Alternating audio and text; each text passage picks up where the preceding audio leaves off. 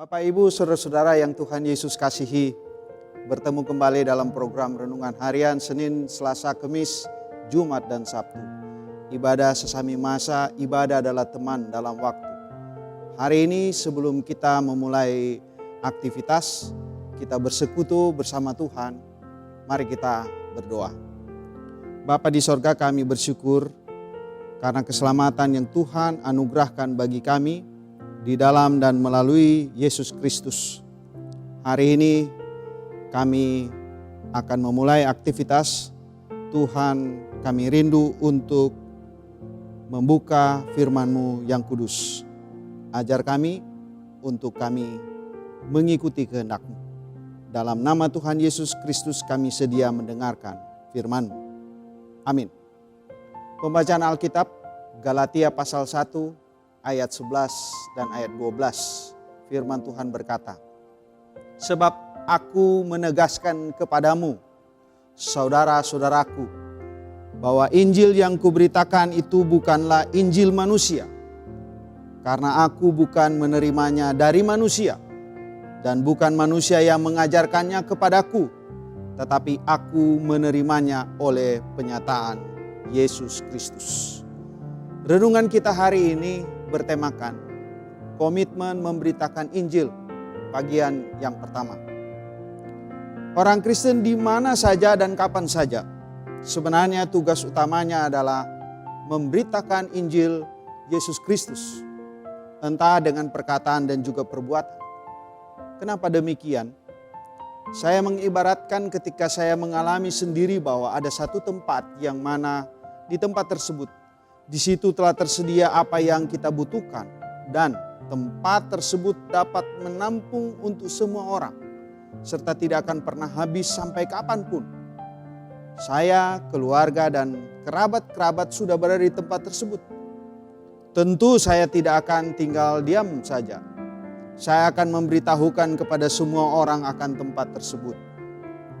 Begitu juga dengan Injil Yesus Kristus yang berisi kabar baik bahwa umat manusia yang berdosa sudah diselamatkan oleh Yesus Kristus, yang adalah Tuhan Sang Pencipta langit dan bumi, yang telah turun dari sorga, menyelamatkan manusia melalui penderitaan sampai kematiannya di kayu salib. Dia telah bangkit, terangkat ke sorga, menyediakan tempat bagi yang percaya kepadanya.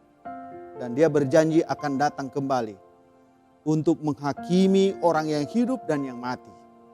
Janjinya kepada yang percaya kepadanya untuk terus setia menyertai sampai selama-lamanya. Injil itulah yang harusnya menjadi isi dari semua perkataan dan perbuatan atau tingkah laku, agar kita orang yang percaya kepadanya. Di mana komitmen kita, Bapak Ibu Saudara? Bila kita dengan sadar dan setia untuk terus memberitakan Injil. Kita dapat contoh komitmen Rasul Paulus dalam memberitakan Injil di tengah-tengah tantangan yang dihadapi oleh jemaat di Galatia. Akan tetapi dia terus memberitakan Injil sampai akhir hayatnya. So, aku menegaskan kepadamu, saudara-saudara, bahwa Injil yang kuberitakan itu bukanlah Injil manusia. Karena aku bukan menerimanya dari manusia, dan bukan manusia yang mengajarkannya kepadaku, tetapi aku menerimanya oleh penyataan Yesus Kristus. Mari Bapak Ibu Saudara-saudara, kita terus berkomitmen memberitakan Injil dengan cara yang tepat sesuai dengan anugerah yang Tuhan karuniakan kepada kita. Terlihat sekali pada syair lagu Dua Sahabat Lama, saudara.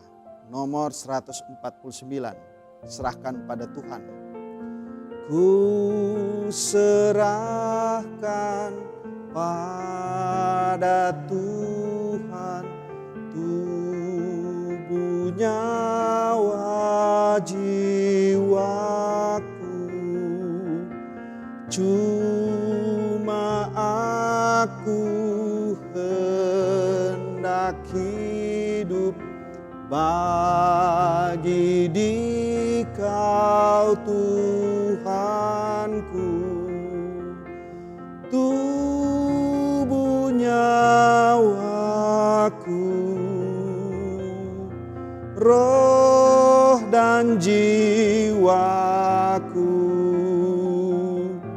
Ku serahkan oh Tuhan, sambut hamba-Mu. Bapak, Ibu, Saudara-saudara, teruslah berkomitmen memberitakan Injil Yesus Kristus. Amin. Mari kita berdoa. Bapa di sorga, kami bersyukur kepadamu karena firman-Mu yang menguatkan kami hari ini. Tolong kami untuk terus berkomitmen memberitakan Injil dengan segala yang Tuhan anugerahkan kepada kami. Dalam nama Tuhan Yesus Kristus. Amin.